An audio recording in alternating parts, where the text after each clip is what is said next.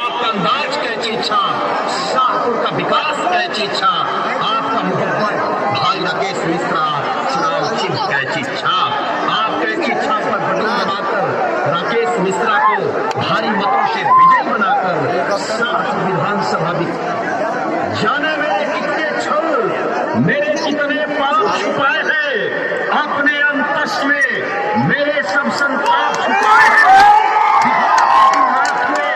जिनके आंसू मुस्कानों से पत्थर भी हीरा बन के चमका है, जिनके वरदानों से ये जननी और जनकते उन पावन चरणों का बंधन है।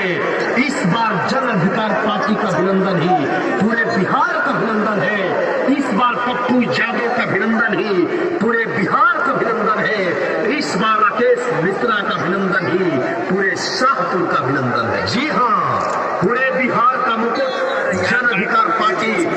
सर आपका समय एकदम नहीं लेगा, हम 1 मिनट सिर्फ चाहते हैं कि कमलेश तिवारी जी आप एक सबसे सब लोग के प्रणाम बा।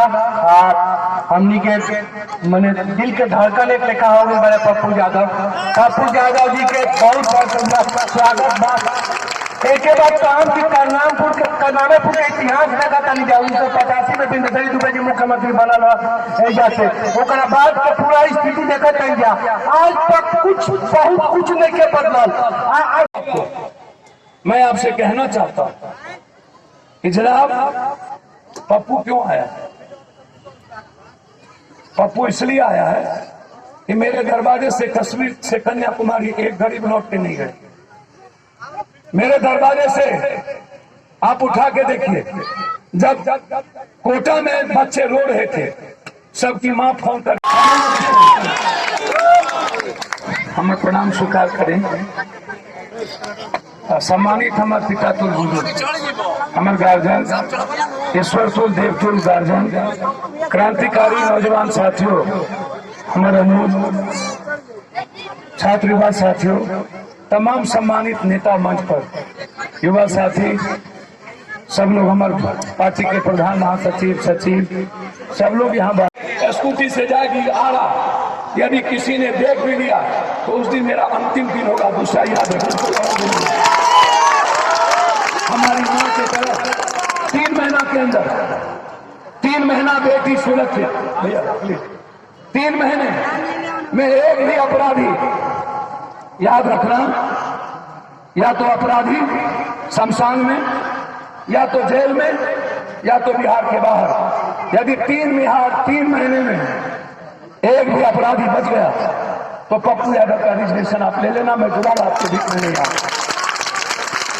6 महीने के अंदर मैं आपको वादा करता हूं, वचन देता हूं, 6 महीने के अंदर आपको आपके जेब में पैसा नहीं है, 100 रुपया नहीं होगा। आपके जेब में कितना पैसा? एक भी 3,000 4,000 करोड़ का टेंडर नहीं होगा। जिस दिन हम आएंगे रात में 12 बजे हम बालू टेंडर वो कैंसिल करेंगे पहला, और वो टेंडर करेंगे 40 लाख 50 लाख का। इंटर से एमए किया हुआ जो भी लड़का जिसका कैरेक्टर सर्टिफिकेट अच्छा होगा, 40 लाख का टेंडर बेरोजगार लड़कों को देंगे। पप्पू यादव की बेटा और पप्पू यादव के बाप को टेंडर नहीं मिलेगा। मैं आपको वचन देता हूं, नहीं मिलेगा कोई टेंडर। 300 400 3,000 करोड़ का नहीं होगा। Ultrasound, CT scan, MRI, heart का इलाज 2 बीघा से नीचे जिस जात का लोग होगा उसको फ्री करेगा पप्पू यादव की सरकार। 1 रुपया नहीं लगेगा, 1 रुपया नहीं। किसी भी जात के लोग डॉक्टर जो जांच लिखता है जांच, और जिसमें 3,000 4,000 रुपया लगता है, 1 साल के अंदर हर ब्लॉक में जांच को हम फ्री करेंगे। किसी के जांच में कोई पैसा नहीं लगेगा। ये हाथ उठाए, माला पहनावा हमरा किसके और कैसे बात कहा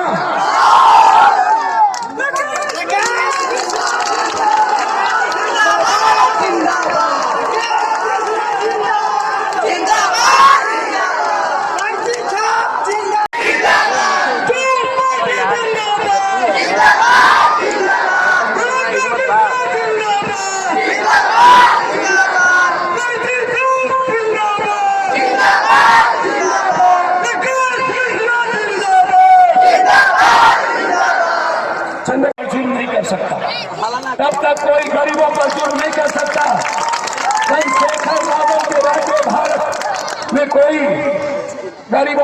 कर सकता।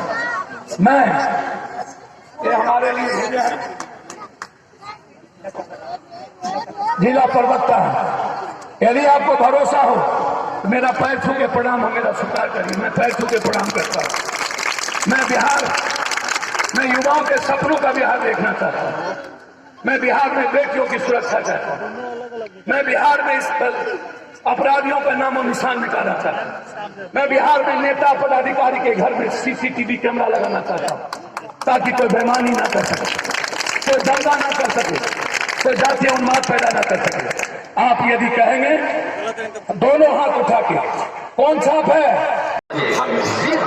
बेटियों की सुरक्षा चाहिए, माँ की सुरक्षा चाहिए, दलितों पर हिंसा नहीं हो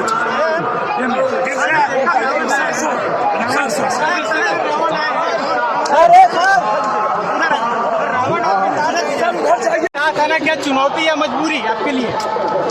जिम्मेदारी बिहार को संवारने की, बिहार को मजबूत बनाने की, बिहार के युवाओं को, गरीबों को सशक्त बनाने की, बिहार का क्राइम रोकने की, बिहार में जो गुंडा माफिया राज उसको रोकने की जिम्मेदारी है। और पप्पू यादव नेता नहीं है, बेटा है, काम करता है गरीबों के साथ। चुनाव के समय नहीं, चुनाव के बाद भी खड़ा रहता है। ऐसे व्यक्ति को मौका मिलना है। आरक्षण की बात कर रही है बीजेपी और राजद, क्या कहेंगे? बीजेपी और राजद के ऊपर कोई टिप्पणी नहीं करना चाहता। उनका पुराना कार्यकाल है, देख लीजिए, 15 साल उनके और 15 नीतीश के। सिर्फ ठगाई है और ठगाई है, और देख लीजिए किस तरह के कार्य किए हैं। तो लोगों को सिर्फ ठगा है, ऐसे ठगे उनके झूठे वादों में।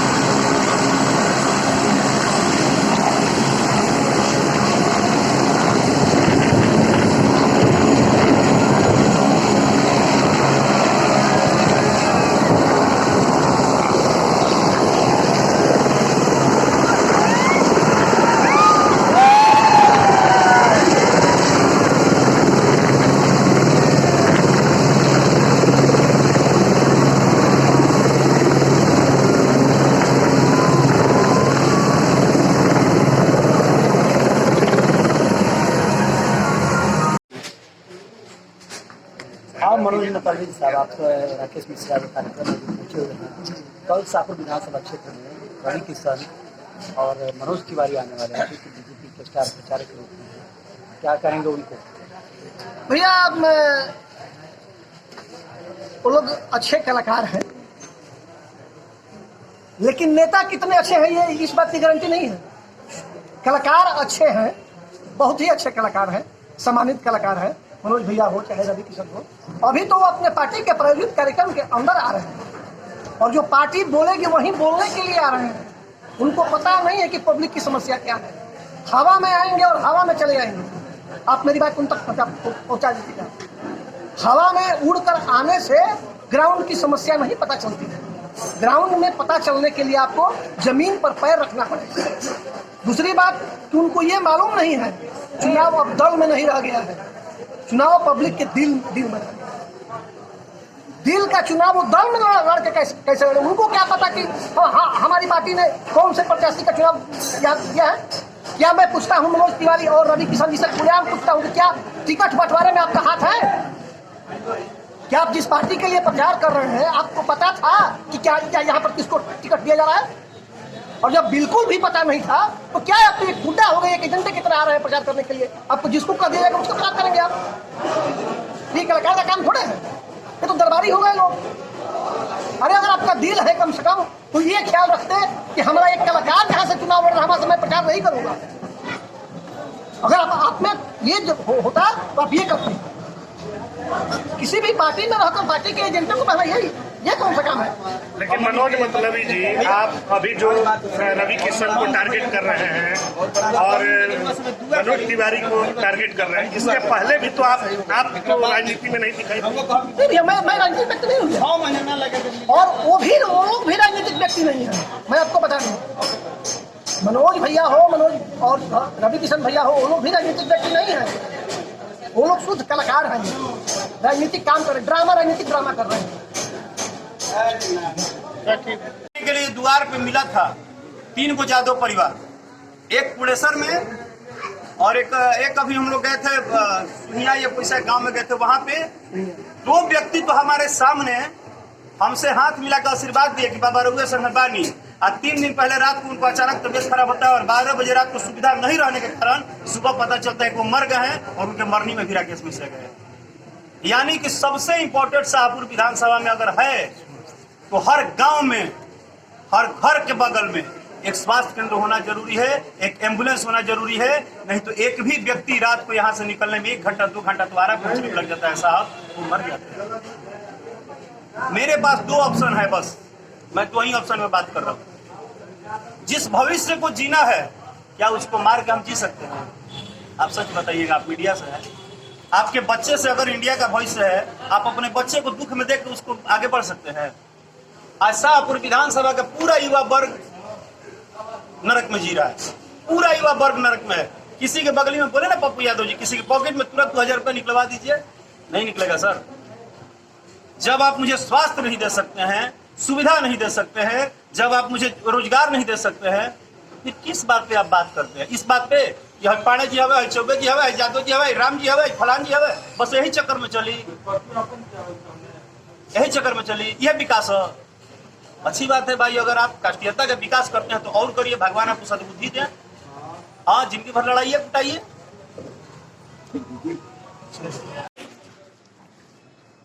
शाहपुर विधानसभा क्षेत्र में आज जन अधिकार पार्टी के लोग पप्पू यादव आए, उन्होंने बहुत कुछ कहा। 3 महीने का समय दीजिए, अपराधी मुक्त, साथ में 3 साल की सत्ता देने की बात है। आज बहुत ज़्यादा जन सैलाब भी रहा।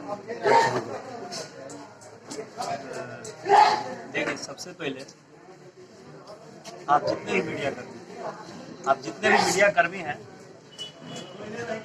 आपसे जुड़े तमाम दर्शक बंधुओं को मैं दिल से धन्यवाद करता हूँ। मैं राकेश मिश्रा सबको प्रणाम करता हूँ। और ये जो एक राजनीतिक माहौल है ना अभी बिहार में, इसमें पता है क्या हुआ है मैटर? इसमें मैटर सच में जो आज पप्पू जी बोल के गए हैं ना, या जो सभा में बोले हैं, पोजीशन तो वही आ गया है कि अब बिहार के विकास में ना आपको टेस्ट मैच खेलने का टाइम नहीं है, ना आप वनडे खेल सकते हैं। आपको बिहार को सुधारना है तो 2020 के अलावा कोई आपके पास ऑप्शन नहीं है। जिस तरह क्रिकेट में 2020 कम टाइम में ज्यादा खेल आपको दिखाना है, उसी तरह बिहार के विकास में पप्पू यादव ने 2020 का फॉर्मेट अपनाया और ये फॉर्मेट एकदम सही है। साल में 2020 क्या लगता है कि 2020 का मैच जीत पाएंगे? देखिए, अब साल में 2020 है, 2020 के फॉर्मेट में जीत हार तो तुरंत ही पता चलती है। और इस बार का चुनाव भी 2020 हो गया है, कम समय में ज्यादा काम। लेकिन 2020 में किसको रखा जाता है पता है ना आपको? 2020 में बुजुर्ग प्लेयर को नहीं रखा जाता है, 2020 में यंगस्टर को रखा जाता है। और जहां यंगस्टर होते हैं, 20 का मतलब होता है फील्डिंग भी बेहतरीन, बॉलिंग भी बेहतरीन, बैटिंग भी बेहतरीन, सब चीज बेहतरीन। ओवरऑल हर चीजों को हमको कंट्रोल करना है। जिस तरह उन्होंने बताया कि अपराध को कंट्रोल करेंगे, बच्चियों को सुरक्षा देंगे, परिवार को सुरक्षा देंगे, गरीबों को सुरक्षा देंगे, जो भी बुजुर्ग हैं उनको सुरक्षा देंगे, जो भी विधवा हैं उनको सुरक्षा देंगे। तो इसका मतलब है कि वो आदमी 2020 का फॉर्मेट तैयार कर चुके हैं। अगर कोई व्यक्ति 30 साल बनाम 30 साल बोलता है तो चलिए 3 साल भी मान लीजिए कि नेतागिरी में लोग बोलते हैं कि झूठ बोलेगा, लेकिन हाई कोर्ट का एफिडेविट कौन लगाएगा महाराज? किसको अपने गोड़ में कुल्हाड़ी मारना है कि हाई कोर्ट के एफिडेविट लगा के और साइन करवा के बोलेगा कि अगर 3 साल में नहीं किया तो 3 साल के बाद हाई कोर्ट होता है, उसका एफिडेविट का मतलब कि 3 साल में अगर नहीं करेगा तो उसको कुर्सी छोड़ना पड़ेगा। ये अपने आप में तो चैलेंजिंग बात है ही ना। शाहपुर ब्राह्मणों का गढ़ है। राकेश अपने आप को ओझा परिवार, तिवारी परिवार के बीच में कहाँ देखते हैं? कितनी लड़ाई टफ होगी आपके लिए? देखिए, हम सौभाग्यशाली बनी कि हमारा जन्म कहाँ भइल राजनीतिक में, तो शाहपुर विधानसभा में। ये भाग्यशाली हम मानते हैं। शाहपुर विधानसभा राजनीति के एक कोहिनूर है, जहाँ से कि बड़ा बड़ा नेता पैदा भइले के बाद मंत्री भइले, मुख्यमंत्री भइले। ये धरती उपजाऊ है, नेता हो, पॉलिटिक्स हो, चाहे सिंगिंग हो, कोई भी चीज। लेकिन हम पैदा इसलिए नहीं हुए हैं कि हमको इस परिवार का और उस परिवार का गढ़ माना जाए। राकेश मिश्रा पैदा इसलिए हुए हैं कि शाहपुर विधानसभा का एक छोटा 4 साल का बच्चा हो और चाहे एक बुजुर्ग 110 साल का हो, वो सब ये माने कि राकेश मेरा है, राकेश मिश्रा मेरा है, जन अधिकार मेरा है, जन जन का अधिकार है, पप्पू यादव मेरा है। पप्पू यादव और राकेश मिश्रा में हिम्मत कहाँ है कि हम किसी वर्ग में किसी को बांट देंगे? हमारे में हिम्मत नहीं है। चुनाव दल में नहीं है, दिल में। हाँ वही बोल रहे हैं, चुनाव दिल में, दल में नहीं है। हमारी हिम्मत नहीं है कि मैं शाहपुर को बांट दूं। चुनाव दल में नहीं है।